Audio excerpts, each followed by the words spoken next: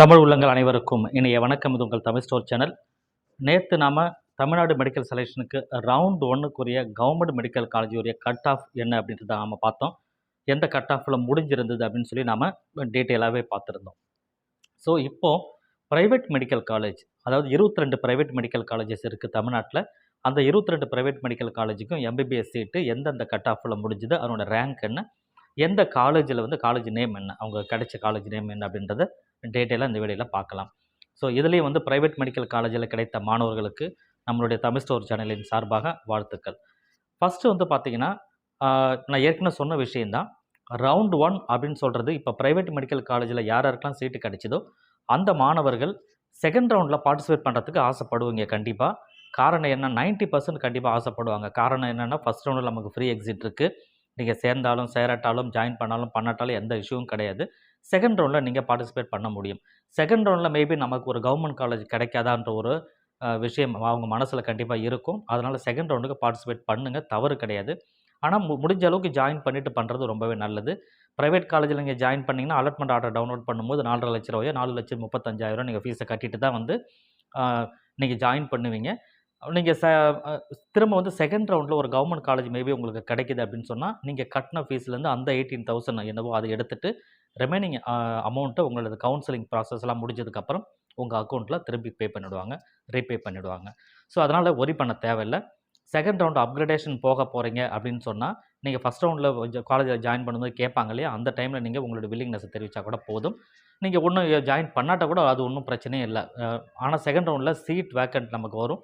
Seat vacant government காலேஜில் எவ்வளோ vacant இருக்குது அப்படின்னு சொல்லி பார்த்தா, அதுக்கப்புறம் நம்ம அப்கிரேடேஷன் போகலாமா வேணாமான்றது முடிவு பண்ணிக்க முடியும். சரிங்களா? ஸோ டீட்டெயில் நீங்கள் தெரிஞ்சுக்கணும் அப்படின்றதுக்காக தான் இப்போ நான் சொன்னது. இப்போ நம்ம கட் ஆஃப் டீட்டெயில் என்ன, எதில் க்ளோஸ் ஆச்சு அப்படின்னு நம்ம தெரிஞ்சுக்கலாம். நியர்பை நாம் ஏற்கனவே சொல்லியிருக்கோம், ப்ரைவேட் மெடிக்கல் காலேஜ் கிட்டத்தட்ட அதே மார்க்கில் தான் க்ளோஸ் ஆகிருக்கு. ஸோ இப்போ பாருங்கள், ஓசி கேட்டகரிக்கு ப்ரைவேட் மெடிக்கல் காலேஜில் 607 மதிப்பெண்ணில் க்ளோஸ் ஆகிருக்கு. அவங்களோட ரேங்க் 4141 க்ளோஸ் ஆச்சு, தாகூர் மெடிக்கல் காலேஜ் சென்னையில். பிசி கேட்டகரிக்கு 584 க்ளோஸ் ஆகிருக்கு.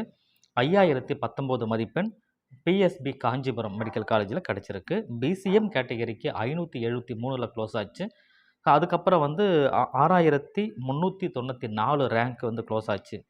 அன்னை ஸ்ரீபெரும்புதூர் அன்னையில் கிடச்சிருக்கு. அதே போல் எம்பிசி கேட்டகரி, எம்பிசி டிஎன்சி பொறுத்த வரைக்கும் 574 க்ளோஸ் ஆச்சு. 6838 ரேங்க்லேயும் அவங்க BSP Kanchipuram. SC category 494 close ஆகிருக்கு. 13,565 க்ளோஸ் ஆகிருக்கு. இதுவும் BSP Kanchipuram. Then SCA category பொறுத்த வரைக்கும் 427 க்ளோஸ் ஆகிருக்கு. 18,116 க்ளோஸ் ஆகிருக்கு. ஸோ எஸ்சி கேட்டகரி 13,565, நான் 1,00,000 சொல்லிட்டேன். SC category 13,565, SCA category 18,116 close ஆகிருக்கு. இதுவும் பிஎஸ்பி காஞ்சிபுரம். மார்க்குன்னு பார்க்கும்பொழுது 427 க்ளோஸ் ஆச்சு. எஸ்டி கேட்டகரி பொறுத்த வரைக்கும் 417, 18,925 க்ளோஸ் ஆகிருக்கு. College Nandha medical college, Erode. So இது பாருங்கள், கிட்டத்தட்ட நான் ஏற்கனவே சொன்ன மாதிரி தான். எஸ்சி, எஸ்சிஏ, எஸ்டி கேட்டகரி, இந்த கேட்டகரியில் இருக்கிற மாணவர்கள் கிட்டத்தட்ட ஒரு 460, 470 மதிப்பெண் அந்த ரேஞ்சுக்கு இருந்திருந்தால் தான் அவங்களுக்கு காலேஜில் சீட்டு கிடைக்க வாய்ப்பு இருக்குது, ப்ரைவேட் மெடிக்கல் காலேஜாக இருந்தாலும். ஆனால் லாஸ்ட் இயர்லாம் இதை விட குறைவாக தான் இருந்தது. நம்ம கம்பேர் பண்ணி பார்த்தீங்கன்னா கிட்டத்தட்ட 40 மார்க்குக்கு மேலே கண்டிப்பாக அதிகமாக தான் இருக்கும். ஒரு கம்பாரிசன் வீடியோ நான் கண்டிப்பாக கொடுக்குறேன், எந்த அளவுக்கு நமக்கு பீக்கில் இருந்திருக்கு இந்த வாட்டின்னு சொல்லிட்டு லாஸ்ட் இயர் கம்பாரிசனை வச்சு நான் உங்களுக்கு திருப்பி ஒரு வீடியோ கொடுக்குறேன். வேணும்னா லைக் பண்ணிக்கோங்க. எத்தனை பேருக்கு வேணுன்றது கமெண்ட்டில் சொல்லுங்கள். அதே போல் ஓசி, பிசி, பிசிஎம், எம்பிசி இந்த கேட்டகரி பொறுத்த வரைக்குமே குறைந்தபட்சம்ன்றது 580 அந்த ரேஞ்சுக்கு இருக்குது. ஒரு 580க்கு மேலே இருந்தீங்கன்னா தான் இந்த கேட்டகரியில் ப்ரைவேட் மெடிக்கல் காலேஜில் நமக்கு சீட்டு கிடைக்குது. ஒரு காலகட்டத்தில் தான் இதுதான் கவர்மெண்ட் மெடிக்கல் காலேஜுக்கு மிகப்பெரிய மதிப்பெண்ணாக இருந்தது.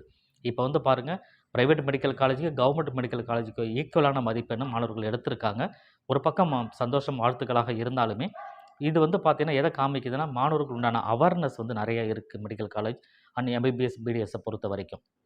ஸோ அப்போது அடுத்த வருடம் ஒவ்வொரு வருஷமும் அந்த கட் ஆஃப்ன்றது இன்க்ரீஸ் தான் ஆகுது, டிக்ரீஸ் ஆகலை.